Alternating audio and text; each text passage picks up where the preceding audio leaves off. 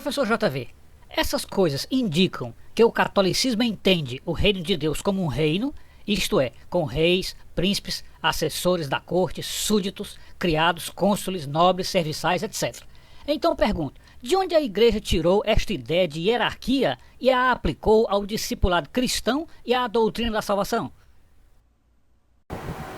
Meus prezados, há uma controvérsia, uma questão muito controvertida entre cristãos tradicionais e cristãos reformados.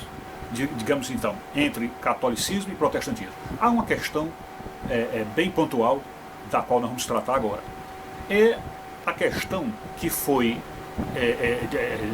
descartada por Lutero, já desde a época de Lutero, e que ela veio junto com o movimento protestante, aquela ideia de que no céu não há hierarquia.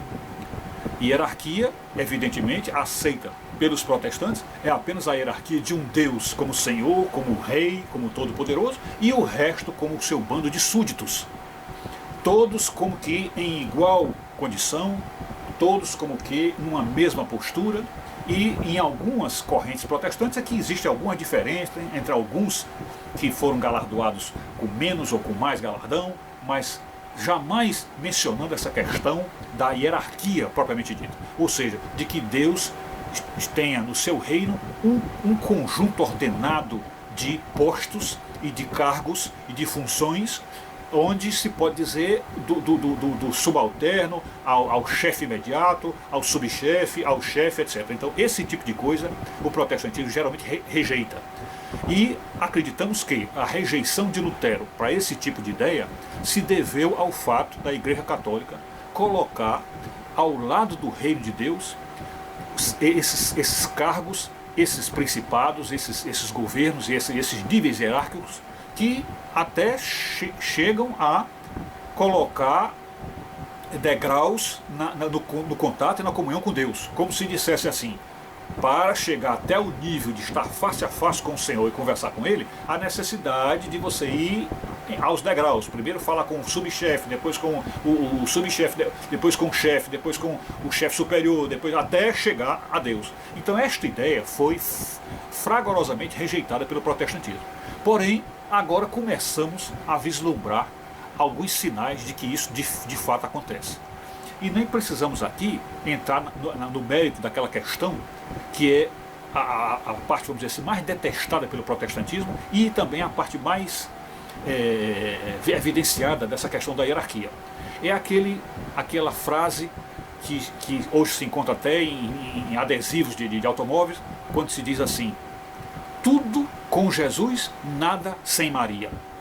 Essa questão de que você pedindo ao filho e não recebendo, peça à mãe que com a mãe você consegue. Então é uma questão de uma hierarquia que o protestantismo não aceita, como que dizendo que no céu ninguém precisará ter intermediários entre os salvos e Deus. Mas nós vamos aqui entrar numa questão que é interessante de nós pensarmos, nós meditarmos.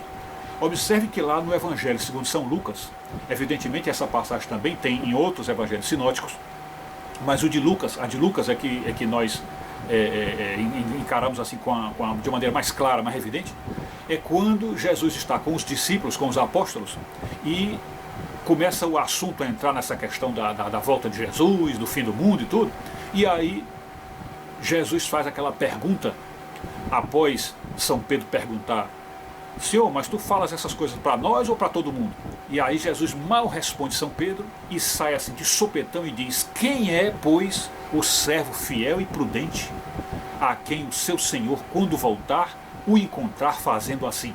Porque Jesus disse que o servo fiel e prudente estaria na volta dele, isto é, no próprio período da tribulação, da grande tribulação, estaria fazendo a vontade de Deus, salvando almas, fazendo a caridade, ajudando os outros. Isso é o trabalho que Deus quer e espera que nós cristãos façamos até mesmo diante dos últimos sofrimentos da grande tribulação. Pois bem, então nesse estágio de coisas, São Pedro quer saber se ele estava falando para só os apóstolos ou também para os outros. Talvez Pedro lembrando daquela passagem lá de Mateus, quando o próprio Jesus disse: não, porque a vós outros é dado conhecer os mistérios do reino dos céus, mas a eles não. Então Pedro, se lembrando que havia certos segredos de Jesus que eram segredos mantidos com eles e com os outros, aliás, não eram segredos mantidos com ele, mas sim com os outros, isto é, Jesus contava para eles coisas que não contava para os outros. Então Pedro, lembrando-se disso, perguntou: Senhor, tu falas isso só para nós ou para todo mundo? Aí Jesus respondeu de sopetão e disse: quem é, pois, o servo fiel e prudente, a quem o seu Senhor, quando voltar, encontrar fazendo essas coisas, isto é, fazendo o bem, fazendo a caridade, fazendo a pregação, salvando almas? E aí Jesus, depois de dizer isso, concluiu dizendo assim: em verdade vos digo que a este servo fiel e prudente, que o Senhor, quando voltar, encontrar fazendo essas coisas, a ele darei todos os meus bens. Ou seja, Jesus faz uma promessa especial àquele cristão que estiver na volta dele, fazendo perfeitamente a vontade do Pai, enfrentando todos os perigos e todas as desgraças da grande tribulação. A este servo, a este mártir especial, a este herói especial, Deus disse que daria todos os seus bens. E aqui então nós precisamos pensar. É o momento em que Jesus nos coloca para pensar. O que significa alguém receber de Deus todos os seus bens? O que significa isto? Nós temos que pensar para entender o que é isto.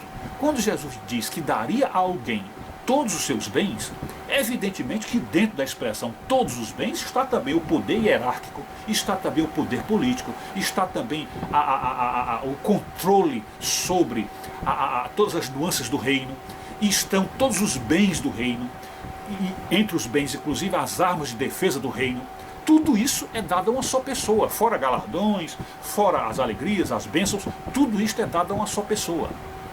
Então, se esta pessoa que Jesus falou na parábola é o servo fiel e prudente, que receberia todos os seus bens, então essa pessoa teria um lugar diferente do céu. E podemos dizer um lugar de destaque. Porque se alguém recebeu dele todos os poderes, inclusive os poderes políticos, evidentemente essa pessoa se põe como intermediário entre ele e as almas menores, ou que precisam de um contato com Deus. Então aí, para mim, está caracterizada a hierarquia celestial, feita, executada propositalmente pelo próprio Senhor, e deve haver outros escalonamentos e outros degraus nessa hierarquia, que seria desnecessário, seria completamente irrelevante Jesus mencionar isso, porque se existe um degrau já de alguém que recebeu todos os poderes, então existem pessoas que receberam menos poderes ou que foram menos galardoadas e, portanto, são de níveis menores. Portanto, a hierarquia é feita desta forma, de acordo com as bênçãos que Deus distribuía, os poderes que Deus distribuía para alguém. Mas aquele servo especial do fim do mundo, que ele encontrar fazendo o bem, a caridade e salvando almas, este servo terá um posto, uma função, um cargo muito especial no céu, e não nos omitimos, perdemos a oportunidade de dizer, ou seja, aproveitamos a oportunidade para dizer que este servo será alguém de muito valor político dentro do reino e, portanto, alguém que tem uma função comparada à função de um semideus, ou seja, alguém a quem Deus poderia colocá-lo, como ele mesmo diz, confiando a ele todos os seus bens. Então, ele é a pessoa a quem as almas inferiores, as almas menos galardoadas, poderiam recorrer. Então aí está para nós uma prova de que no céu existe hierarquia, e que quando a Igreja Católica fala que se você pede uma coisa ao filho e não recebe, peça à mãe dele que ela o atende, ou que ele atende em razão do pedido de Maria. Então, nesse caso, poderíamos pensar que Maria é uma dessas galardoadas com todos esses bens, com todos esses poderes, com toda essa hierarquia, com todos esses degraus e esses cargos, e, portanto, ela seria uma intermediária, e aí fica bem explicado por que Nossa Senhora atende nossas orações e por que ela é o intermediário do reino de Deus, e este nível de hierarquia continuará após o juízo, quando Deus distribuir os seus bens às pessoas. É isso. Então Pedro perguntou: Senhor, proferes esta parábola para nós ou também para todos? Disse o Senhor: quem é, pois, o mordomo fiel e prudente, a quem o Senhor confiará os seus conservos para dar-lhes o sustento a seu tempo? Bem-aventurado aquele servo a quem seu Senhor, quando vier, achar fazendo assim. Verdadeiramente vos digo que ele confiará todos os seus bens.